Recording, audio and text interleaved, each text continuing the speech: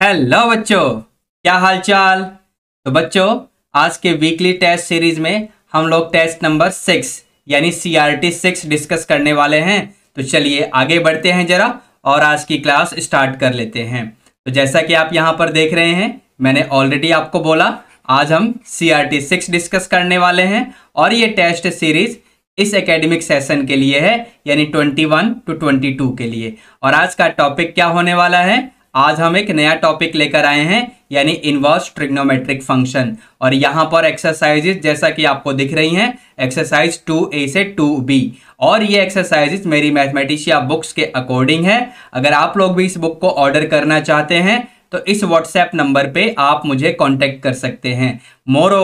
More over इस मैथमेटिशिया books के कुछ फ्री चैप्टर्स के PDF लिंक्स आपको इस वीडियो के डिस्क्रिप्शन बॉक्स में मिल जाएंगे बच्चों, ठीक है। चलिए आगे बढ़ते हैं जरा और अपना पहला क्वेश्चन स्टार्ट करते हैं। तो यहां पर जैसा कि आप देख पा रहे हैं, 1 मार्कर टोटल 12 क्वेश्चंस हैं, छोटे छोटे क्वेश्चंस हैं। चलिए स्टार्ट करते हैं पहले क्वेश्चन के साथ। तो यहां पर लिखा हुआ है इवेल्युएट, यानी हमें इसकी वैल्यू फाइंड करनी है। Cotangent of cot inverse root 3। तो सबसे पहले यहां पर हम लोग कॉट इनवर्स रूट 3 की वैल्यू पता करेंगे। तो कॉट इनवर्स रूट 3, तो इसकी वैल्यू तो π/6 आती है बच्चों, सिंपल सा काम, ठीक है। तो यानी फाइनली आपके क्वेश्चन का आंसर क्या बन गया? Cotangent of cot inverse root 3, यानी आप क्या लिखेंगे? Cotangent of π/6। And cotangent of π/6 ये क्या बनेगा बच्चों? तो ये बनेगा आपका रूट 3। तो ये लो जी, आपका आंसर तो आ गया इस क्वेश्चन का, बात खत्म, ठीक है ना। छोटा सा क्वेश्चन बोला था ना मैंने। चलिए आगे बढ़ते हैं, जरा क्वेश्चन 1 का बी पार्ट देखते हैं। तो क्वेश्चन 1 का बी पार्ट ये रहा आपके लिए। यहां पर हमें प्रिंसिपल वैल्यू पता करनी है tan inverse of tangent of -π/4 की, ठीक है। देखिए दो तरीके हैं, या तो डायरेक्टली आंसर लिख दो -π/4 आने वाला है, या फिर आप सबसे पहले टेंजेंट ऑफ -π/4 की वैल्यू लिखो। अगर आपको काम बड़ा करना है तो देखो, मैं पहले ही बता चुका हूं, सीधा आंसर लिख सकते हो -π/4। लेकिन मैंने बोला अगर आपको काम बड़ा करना है तो सबसे पहले टेंजेंट ऑफ -π/4 की वैल्यू रखो। वैसे कौन सा बच्चा होगा जो अपना काम बड़ा करना चाहेगा? कोई भी बच्चा नहीं। बट एनीवे, फिलहाल तो मैं बड़ा कर रहा हूं, यानी एक मेथड 2 बता रहा हूं आपको इस क्वेश्चन के लिए। अब ये बन गया आपका tan इनवर्स ऑफ -1, क्योंकि मैंने टेंजेंट ऑफ -π/4 की वैल्यू पुट की है। देखो मैंने इसकी वैल्यू पुट की है जो कि -1 आएगी, ठीक है। अब यहां से फाइनली सॉल्व करोगे तो ये तो आपका फिर से आपका -π/4, जो आना था वही तो आया, डायरेक्टली ही लिख देते हैं भाई, है ना। चलिए अब आगे बढ़ते हैं, क्वेश्चन 1 का सी पार्ट देखते हैं, इसमें क्या बोला हुआ है। तो क्वेश्चन 1 के सी पार्ट में जैसा कि आप देख रहे हैं, हमें इसकी वैल्यू पता करनी है। Write the value of sine of cos inverse half plus sine inverse half. देखिए जो ये स्क्वायर ब्रैकेट के अंदर लिखा हुआ है, ठीक है, इसका ना डायरेक्ट फॉर्मूला होता है sine inverse x plus cos inverse x। क्या होता है बच्चों? तो ये होता है π/2, समझे कि नहीं। तो ये आपका क्वेश्चन क्या बन गया? साइन और स्क्वायर ब्रैकेट के अंदर वाली चीज बन गई π/2, और साइन π/2 की वैल्यू तो 1 होती है। लो जी, आपका आंसर आ गया। बोला था ना मैंने, बहुत ही छोटे छोटे क्वेश्चन दे रखे हैं मैंने, ठीक है। चलिए अब अगला है साइन इनवर्स ऑफ साइन π/10। इसका हमें प्रिंसिपल वैल्यू पता करना है। अगेन सीधा आंसर π/10। क्यों? क्योंकि π/10 ये जो भी वैल्यू है ना, this belongs to this interval. Check करके देख लो, π/10 का मतलब क्या हुआ? π/10 का मतलब हुआ 18 डिग्री। तो 18 डिग्री इस इंटरवल में है कि नहीं? है ना। तो बस ये आपका फाइनली आंसर हो गया। आंसर हो गया π/10, ठीक है बच्चों। चलिए अब आगे बढ़ते हैं, जरा ई पार्ट में देखते हैं। ई पार्ट में क्या बोला हुआ है? तो यहां पर हमें एक रेंज लिखना है साइन इनवर्स x के लिए, other than it's principal branch. ये वर्ड इंपॉर्टेंट है, other than it's principal branch. देखिए प्रिंसिपल ब्रांच में अगर आपको रेंज लिखने के लिए बोला जाता, यानी प्रिंसिपल रेंज लिखने के लिए बोला जाएगा साइन इनवर्स x का, तब तो आपका आंसर ये रहा, है ना। ये तो बड़े आराम से ठीक है, कोई दिक्कत नहीं है बेटा। लेकिन हमें लिखना है other than it's principal branch. तो इसके लिए हम लोग क्या करेंगे?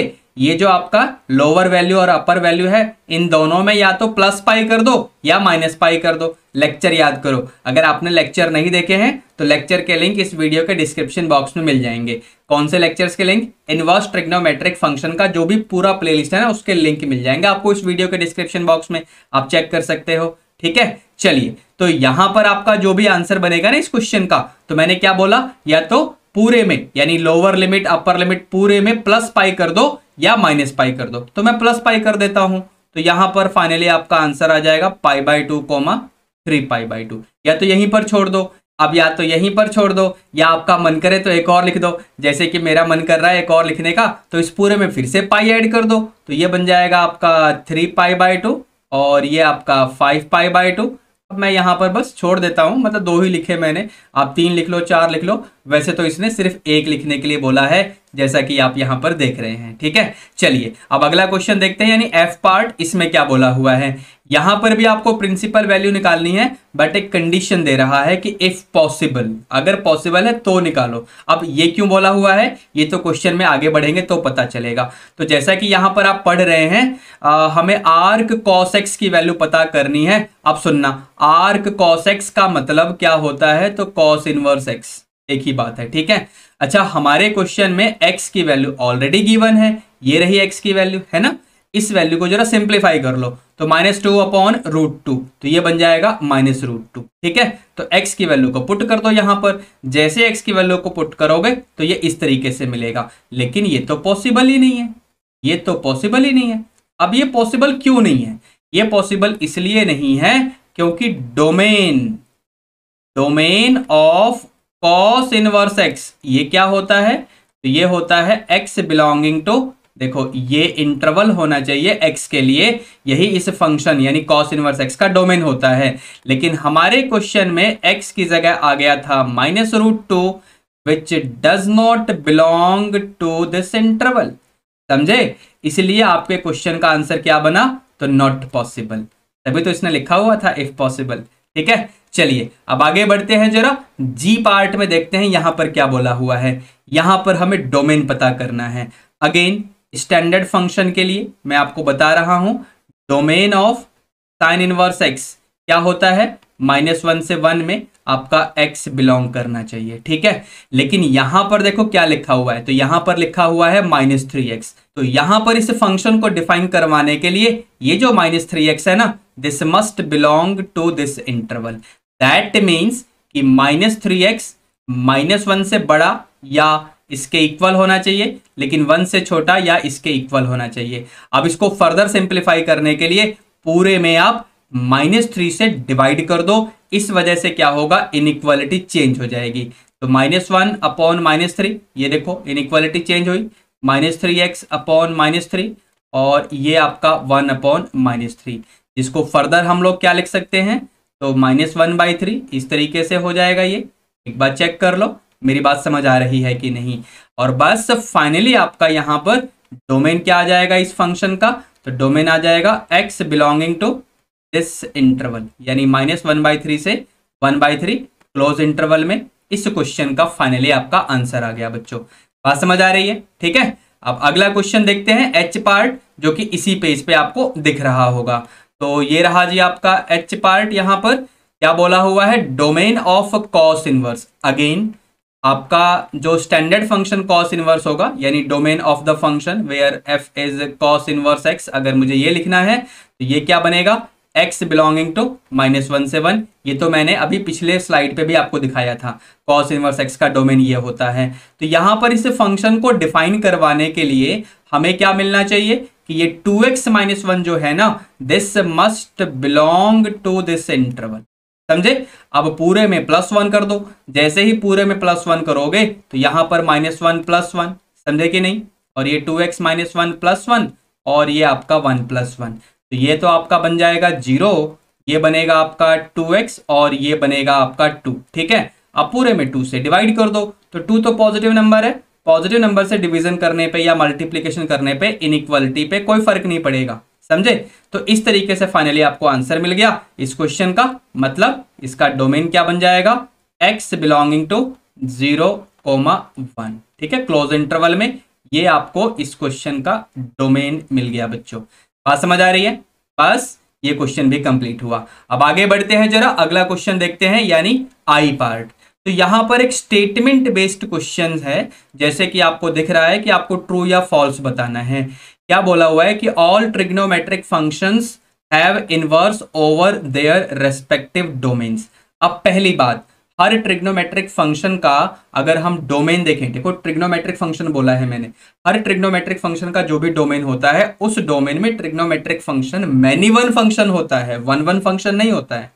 इसलिए हमें ट्रिग्नोमेट्रिक फंक्शन के डोमेन को रिस्ट्रिक्ट करना पड़ता है ताकि उन ट्रिग्नोमेट्रिक फंक्शन को हम वन वन बना पाए रिस्ट्रिक्टेड डोमेन के हिसाब से, और तब जाके उनका इनवर्स एग्जिस्ट करता है, यानी तब जाके इनवर्स ट्रिग्नोमेट्रिक फंक्शंस एग्जिस्ट करते हैं। बात समझ आ रही है? ये पूरा डिस्कशन आप लोगों को हमारे इनवर्स ट्रिग्नोमेट्रिक फंक्शन के लेक्चर में मिल जाएगा। लेक्चर का लिंक आपको इस वीडियो के डिस्क्रिप्शन बॉक्स में मिल जाएगा।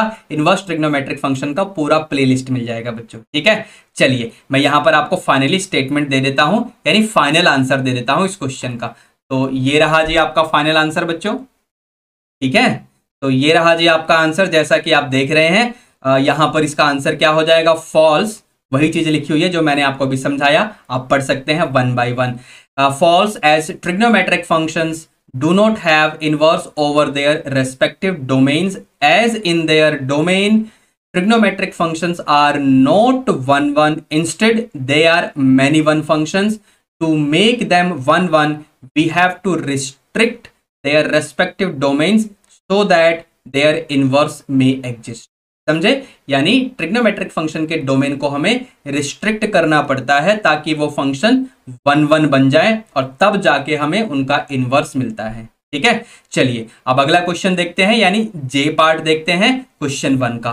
तो यहां पर क्या बोला हुआ है, write the principal value. Again यहां पर प्रिंसिपल वैल्यू निकालना है। तो यहां पर देखो हम क्या करेंगे, सबसे पहले टेंजेंट ऑफ 3π/4 की वैल्यू निकाल लेंगे। तो वैसे तो कुछ बच्चों को याद भी होगा, जिनको याद नहीं है उनके लिए मैं अलग से निकाल दे रहा हूं। तो टेंजेंट ऑफ 3π/4 देखो इस तरीके से हो जाएगा आपका, समझे कि नहीं। ये आपका सेकंड क्वाड्रेंट, यानी माइनस का टेंजेंट ऑफ π/4 यानी -1 आ जाएगा। ये देखो इस तरीके से बन जाएगा फाइनली आपका पूरा क्वेश्चन, ठीक है। तो अब यहां से तो ये आंसर आपको पता ही होगा, -π/4। बस जी काम खत्म हो गया। क्या आप इस क्वेश्चन का कोई दूसरा मेथड सोच सकते हैं? बिल्कुल पॉसिबल है। अगर सोच सकते हो तो मुझे कमेंट करके बताना दूसरा मेथड क्या होगा, या फिर आप हमारे टेलीग्राम का ग्रुप ज्वाइन कर लो। ग्रुप का लिंक इस वीडियो के डिस्क्रिप्शन बॉक्स में मिल जाएगा। उस ग्रुप में इस क्वेश्चन का दूसरा मेथड आप सॉल्व करके मुझे सेंड कर देना, मैं वेरीफाई कर दूंगा। चलिए अब आगे बढ़ते हैं, अगला क्वेश्चन देखते हैं। अगला क्वेश्चन क्या है, तो अगला क्वेश्चन यानी क्वेश्चन 1 का के पार्ट। तो यहां पर हमें साइन इनवर्स इस तरीके से डिफाइंड है। ये तो बिल्कुल सिंपल स्टैंडर्ड डेफिनेशन है, कोई दिक्कत नहीं है क्योंकि ये आपका प्रिंसिपल वैल्यू का ही रेंज है। तो हमें साइन इनवर्स 0.5 की वैल्यू पता करनी है। 0.5 का मतलब हुआ 1/2, यानी इसका जो भी आंसर आना चाहिए वो इस रेंज में से आना चाहिए, जो कि प्रिंसिपल ब्रांच का ही रेंज है, कोई दिक्कत नहीं है। तो बस ये तो आपको याद भी होगा बच्चों, π/6 इस क्वेश्चन का आंसर हो गया। अब ये मैं क्यों बोल रहा हूं कि ये आपको याद होगा, क्योंकि ऐसे क्वेश्चन आप लोगों ने जरूर किए होंगे, ठीक है। चलिए मैंने तो कराए हैं आपको। एनीवे फिलहाल अगला क्वेश्चन देखते हैं एल पार्ट। तो यहां पर कॉस इनवर्स, अब देखो ये पंगा हो गया। ये जो रेंज है ना, ये 0, वाला रेंज नहीं है, जो कि कॉस इनवर्स का प्रिंसिपल ब्रांच का रेंज होता है। अगर ऐसा होता तो इस क्वेश्चन का आंसर आप बड़े आराम से π/3 लिखते, लेकिन अभी ऐसा लिखोगे तो गलत हो जाएगा, क्योंकि इस क्वेश्चन का आंसर उस रेंज के हिसाब से आना चाहिए जिस रेंज में आपका जो भी फंक्शन गिवन है ना वो डिफाइंड है। तो आपका फंक्शन किस रेंज में डिफाइंड है, -2π, -π, इस रेंज में डिफाइंड है, समझे। तो इस रेंज के हिसाब से आपको आंसर लिखना पड़ेगा। तो बेटा सबसे पहले तो ये पता करो ना कि कॉस की वैल्यू इस इंटरवल के हिसाब से कौन से एंगल पे 1/2 होती है। मतलब मैं कह रहा हूं कि कॉस थीटा अगर 1/2 है तो थीटा क्या होगा, where theta must belong to this interval, ये मैं कह रहा हूं आपको, ठीक है। तो थीटा पता करो। अब देखना यहां पर -2π, -π का मतलब क्या हुआ, ये देखो ये रहा आपका इंटरवल, ये तो आपका -π और ये -2। तो यानी इस तरीके से आपको अब सोचना है, समझे कि नहीं, ठीक है।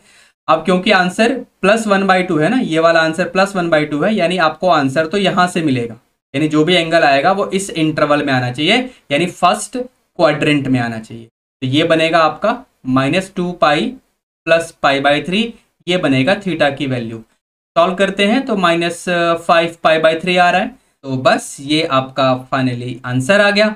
वैसे बच्चों अगर आपका मन करे ना और आप मेरी बात को वेरीफाई करना चाहें तो आप ये चेक कर सकते हैं कि ये जो भी एंगल है ना, क्या वो इस इंटरवल में है या नहीं। बिल्कुल है, आप चेक करके देख लो। ठीक है, चलिए अब आगे बढ़ते हैं, अगला क्वेश्चन देखते हैं। अगला क्वेश्चन क्या होने वाला है बच्चों यहाँ पे, ठीक है, यानी क्वेश्चन 2 स्टार्ट हो जाएगा, जो कि यहाँ पर 2 नंबर के 5 क्वेश्चन आपको दिख रहे होंगे, ये देख लो जी। ठीक है, चलिए तो हमें यहाँ पर फर्स्ट पार्ट में बोला हुआ है इसकी वैल्यू पता करने के लिए। तो सबसे पहले हम लोग यहाँ पर देखो इसकी वैल्यू निकालेंगे, cos इनवर्स √3/2 की। यहाँ पर ना अंदर से क्वेश्चन सॉल्व किया जाता है। तो cos इनवर्स √3/2 ये क्या होगा बच्चों, तो cos इनवर्स √3/2 आपको मिलेगा π/6, और ये 2 दिख रहा है मल्टीप्लाई में। ठीक है, और ये आपका पैरेंथेसिस, बाहर आपको साइन फंक्शन दिख रहा होगा, ये रहा 2 और ये रहा करली ब्रैकेट, और यहां बाहर आपका कॉट इनवर्स। ठीक है, तो ये क्या बनेगा, कॉट इनवर्स, ये करली ब्रैकेट 2। अब देखो यहां पर साइन 2 × π/6, तो 2 × π/6 क्या बना बच्चों, ये बना π/3। ठीक है, अब साइन π/3 क्या होता है भाई, तो साइन π/3 आपका होता है √3/2। समझे कि नहीं। तो यहां से क्या बन जाएगा आपका फाइनली, तो ये बनेगा कॉट इनवर्स √3, जिसका मतलब हो गया π/6। तो लो जी, इस क्वेश्चन का तो काम खत्म हो गया। क्वेश्चन 2 का जो पहला क्वेश्चन था वो तो हमने सॉल्व कर लिया। तो यहां से क्वेश्चन 2 का ए पार्ट तो हमने सॉल्व कर लिया। अब आगे बढ़ते हैं, क्वेश्चन 2 का बी पार्ट भी देख लेते हैं। तो ये रहा जी क्वेश्चन 2 का बी पार्ट आपके लिए। तो जैसा कि आप देख रहे हैं यहाँ पर सिंप्लीफाई करना है, बस ये सिंपल आपका प्रिंसिपल वैल्यू के ऊपर बेस्ड क्वेश्चन है। देखिए tan इनवर्स -1, अब ज्यादातर बच्चों को याद हो गया होगा, ये होता है -π/4। अच्छा 2 टाइम्स कॉट इनवर्स 1, तो कॉट इनवर्स 1 आपका यानी π/4 हो जाएगा, और 2 टाइम्स है तो मैंने 2 से मल्टीप्लाई भी कर दिया, माइनस। अब ये सीकेंट इनवर्स -2/√3, अब इसके लिए तो आपको पता होना चाहिए क्या होगा, तो 5π/6 होगा। बात समझ आई कि नहीं। ठीक है, क्योंकि नेगेटिव है ना। देखो सीकेंट इनवर्स का जो रेंज होता है वो ये होता है 0 से पाई, जिसमें एक्सक्लूड करना होता है हमें π/2, है ना, π/2 को छोड़ना होता है, ये होता है ना सीकेंट इनवर्स का रेंज। ठीक है, तो यहां पर देखो ये -2/√3 है ना, ये वाला -2/√3, तो इसका मतलब आंसर तो सेकंड क्वाड्रेंट में आएगा, तो पाई माइनस π/6 यानी 5π/6 हो जाए। बात समझ आ रही है। ठीक है, और ये बाहर नेगेटिव है तो हमने भी यहाँ पर नेगेटिव तो लगा रखा है, जैसा कि आप देख पा रहे हैं। ठीक है बच्चों, अब चलिए इसका फाइनली यहाँ पर कैलकुलेशन कर लेते हैं। तो ये बनेगा आपका 2 × π/4, दैट इज π/2 माइनस π/4, यानी ये बनेगा प्लस का π/4 माइनस 5π/6। यहाँ पर एलसीएम ले लो, तो 6π माइनस 20π/24, तो क्या बनेगा आपका, ये बनेगा -14π/24। सॉल्व कर लोगे तो -7π/12। तो that is the final answer of question 2 B part. ठीक है बच्चों, अब आगे बढ़ते हैं, जरा अगला पार्ट देखते हैं। अगला पार्ट क्या दिया हुआ है, यानी यहां पर क्वेश्चन 2 का सी पार्ट। अब इसमें क्या करना है, हमें प्रूव करना है इस पूरे एक्सप्रेशन को। तो कैसे होगा इसका प्रूफ बच्चों, ध्यान से देखना, बहुत ही आसान काम होने वाला है। यहां पर मैं क्या करूंगा, साइन इनवर्स ऑफ -x को थीटा एज्यूम कर लेंगे। वैसे एक बात बताऊं, ये एक्चुअली एक प्रॉपर्टी है, एक फॉर्मूला है, इसका प्रूफ मैंने लेक्चर्स में डिस्कस किया हुआ है, इनवर्स ट्रिग्नोमेट्रिक फंक्शन के लेक्चर में। पूरे प्लेलिस्ट का, इस चैप्टर के पूरे प्लेलिस्ट का लिंक आपको इस वीडियो के डिस्क्रिप्शन बॉक्स में मिल जाएगा। यानी आप लोग इस क्वेश्चन का सॉल्यूशन इस चैप्टर के लेक्चर में भी देख सकते हो। बट एनीवे फिलहाल तो मैं आपको सॉल्व करा रहा हूं। सो दिस विल इम्प्लाई कि sine theta will be -x। Now further we can write x as equal to minus sin theta। अब क्योंकि साइन इनवर्स फंक्शन का जो आपका रेंज होता है ना, इसके अकॉर्डिंग होता है -π/2 से π/2। बात समझ आ रही है। तो देयरफॉर इसे हम लोग लिखेंगे RHS में साइन ऑफ -θ, रेंज के अकॉर्डिंग यहाँ पर एंगल 4th क्वाड्रेंट में होना चाहिए, एंगल थीटा। ठीक है बच्चों, तो यहां से आपको मिलेगा साइन इनवर्स ऑफ x, समझे। Now that is equal to -θ। अब यहां पर थीटा की वैल्यू भी पुट कर दो, और इस माइनस के साइन को आप दूसरी तरफ भेज दो। देखो इस तरीके से हो जाएगा। एक बार चेक करो मेरी बात आपको समझ आई कि नहीं। ठीक है ना, हो गया प्रूफ। ठीक है, अब अगला क्वेश्चन देखते हैं, यानी क्वेश्चन 2 का डी पार्ट। तो यहां पर क्या बोला हुआ है, यहां पर भी आपको इसका प्रूफ करना है। ठीक है, ये भी प्रूफ करने वाला क्वेश्चन है और ये भी बिल्कुल सेम टाइप से ही होगा जैसे हमने पीछे किया। तो यहां पर हम कैसे करेंगे, cos inverse minus x, again आप इसे थीटा मान लो, तो यहां से आपको मिलेगा cos theta as equal to minus x, तो x will be minus cos theta. ठीक है, अब कॉस की वैल्यू नेगेटिव अगर होगी तो कॉस इनवर्स के रेंज के हिसाब से हमें सोचना पड़ेगा, जो कि होता है 0 से पाई। तो सेकंड क्वाड्रेंट में जाके कॉस नेगेटिव होता है, तो यानी कॉस पाई माइनस थीटा, देखो इस तरीके से। ठीक है, तो यहां से बनेगा cos inverse x, now that is equal to pi minus theta. अब यहां पर थीटा की वैल्यू क्या है वो पुट करो और फिर बाद में हम लोग साइड चेंज कर देंगे। तो ये देखो फर्स्ट स्टेप में आपने थीटा यहां पर एज्यूम किया हुआ है ना। ठीक है, बस यहां से अपना साइड चेंज कर लो, तो cos inverse of minus x क्या बनेगा, pi minus cos inverse of x बनेगा। लो जी, ये भी हो गया प्रूफ। ठीक है ना, अब अगला क्वेश्चन देखते हैं, क्वेश्चन 2 का ई पार्ट, और ये लास्ट होगा, एक्चुअली क्वेश्चन 2 में लास्ट होगा। तो चलिए इसका भी सॉल्यूशन देखते हैं। हमें यहां पर इसका प्रिंसिपल वैल्यू निकालना है। अब सुनना ध्यान से, अगर आप लोग डायरेक्टली यहां पर आंसर ये लिखना चाहो तो ये आंसर हो जाएगा गलत, दिस इज रॉन्ग। अब ये गलत इसलिए होगा क्योंकि ये जो भी एंगल आने वाला है, this does not belong to this interval. क्या इस इंटरवल से है ये, क्या ये इस इंटरवल से है, तो नहीं है, तो नहीं है तो गलत हो गया ना, तो इस इंटरवल में लाना पड़ेगा। अब इस इंटरवल में कैसे लाना पड़ेगा भाई, देखो ध्यान से, तो यहां पर करेक्ट सॉल्यूशन अब मैं करने वाला हूं, ध्यान से देखना। सबसे पहले मेरा फोकस रहेगा साइन 12 पाई अपॉन 11 पे। अब इसको हम लोग लिखेंगे, देखो पाई प्लस पाई अपॉन 11। एक बार चेक करो, ऐसे लिखना पॉसिबल है ना, कोई दिक्कत तो नहीं है, नो दिक्कत। ठीक है, तो ये बनेगा आपका माइनस साइन पाई अपॉन 11। ठीक है, तो फाइनली आपको यहां पर आपका जो क्वेश्चन है देखो अब इस तरीके से दिखे, ये जो आपका 12 पाई अपॉन 11, यानी ये देखो ये पूरा ब्रैकेट वाला है, इसकी वैल्यू तो हमने निकाल ली है, तो ये वैल्यू आपकी आ गई sine inverse minus sine pi upon 11। ठीक है, बस यहां से माइनस पाई अपॉन 11 ये आपका आंसर आ गया। और आप चेक कर सकते हैं कि ये जो माइनस पाई अपॉन 11 है, it belongs to the principal branch range of sine inverse function. ठीक है बच्चों, चलिए अब अगला क्वेश्चन देखते हैं, क्वेश्चन नंबर 3। यहां पर क्या दिया हुआ है, तो ये आपका 3 मार्कर क्वेश्चन है और ये भी प्रूव करने वाला क्वेश्चन है, समझे, यानी इसका प्रूफ भी आपको हमारे लेक्चर में मिल सकता है। बट एनीवे फिलहाल तो मैं इसका प्रूफ आपको करा रहा हूं। तो चलिए जी स्टार्ट करते हैं। तो सबसे पहले यहाँ पर LHS में जो भी टर्म्स गिवन है, यानी tan इनवर्स x, अब ये तो एंगल होता है, इसको अल्फा मान लो, और ऐसे ही tan इनवर्स y, ये भी तो एंगल है, इसे आप बीटा मान लो। ठीक है बच्चों, तो यहाँ से आपको x की वैल्यू मिल जाएगी, so that will be tan alpha, और यहाँ से y की वैल्यू मिलेगी, now that will be tan beta. मैंने ऐसे लिख दिया, कोई दिक्कत तो नहीं है ना, tan beta equal to y लिखा है। एनीवे तो यहाँ पर अब ये फॉर्मूला हम लोग यूज करने वाले हैं tan a प्लस बी वाला फॉर्मूला। देखिए मैंने एंगल अल्फा बीटा लिया है, इसलिए मैंने अल्फा प्लस बीटा लिया। ठीक है, तो ये फॉर्मूला आपने 11th में पढ़ा हुआ है, that is tan alpha plus tan beta upon 1 minus tangent of alpha into tangent of beta. ठीक है, अब यहाँ पर tan अल्फा tan बीटा की वैल्यू आप लोगों ने अभी अभी निकाली है, तो x plus y upon 1 minus x y, और LHS में क्या है, so this is tangent of alpha plus beta. अब यहां से जैसे आप टेंजेंट को हटाएंगे LHS में, तो अल्फा प्लस बीटा बचेगा, और ये होगा tan inverse x plus y upon 1 minus x y, देखो इस तरीके से। ठीक है, अब अल्फा और बीटा क्या है बच्चों, तो अल्फा और बीटा आपके यहां पर देखो फर्स्ट लाइन में ही आपकी अजम्पशंस हैं, तो tan inverse x plus tan inverse y is equal to tan inverse of x plus y upon 1 minus x y. अब सुनना ध्यान से, यहां पर आपको कुछ कंडीशंस भी गिवन है, तो इनका भी तो ध्यान रखना पड़ेगा।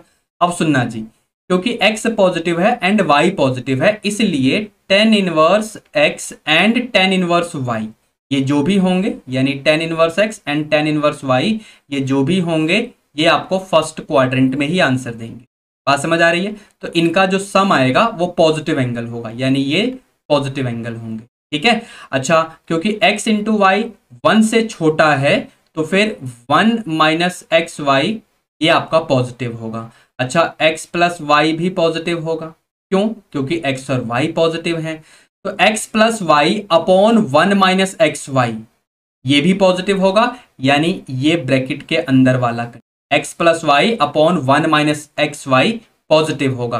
तो tan इनवर्स के अंदर इनपुट अगर पॉजिटिव है तो आंसर भी पॉजिटिव होगा, यानी LHS की वैल्यू भी पॉजिटिव एंगल है और RHS की वैल्यू भी पॉजिटिव एंगल है। देयरफॉर ये रिलेशन बिल्कुल जस्टिफाइड है और यहां पर हम हेंस प्रूव लिख सकते हैं। ठीक है, तो ये तो इसका पूरा सॉल्यूशन हो गया इस क्वेश्चन का। ठीक है, तो अब इसी के साथ हम लोगों ने टेस्ट नंबर 6 का सॉल्यूशन कंप्लीट कर लिया है। अब हम लोग नेक्स्ट लेक्चर में मिलेंगे। ठीक है, अगर आपको ये पूरा वीडियो सही से समझ में आया है बच्चों, तो इस वीडियो को लाइक कर देना, अपने सभी क्लासमेट्स के साथ शेयर कर देना। और अगर आप लोग चाहते हैं कि आपको इसी तरीके से अच्छे अच्छे वीडियोस मिलते रहें, लेक्चर्स मिलते रहें, तो आप इस चैनल को सब्सक्राइब करना बिल्कुल मत भूलना। सब्सक्राइब करके बेल नोटिफिकेशंस को ऑन कर लेना ताकि आपको सारी वीडियोस की अपडेट मिलती रहे, कोई भी वीडियो आपसे मिस ना हो। ठीक है बच्चों, this is OP Gupta, your math mentor on this beautiful channel of yours, that is Mathematicia by OP Gupta, signing off for the day. Let's meet in the next topic. Till then, be good, take care, all the best.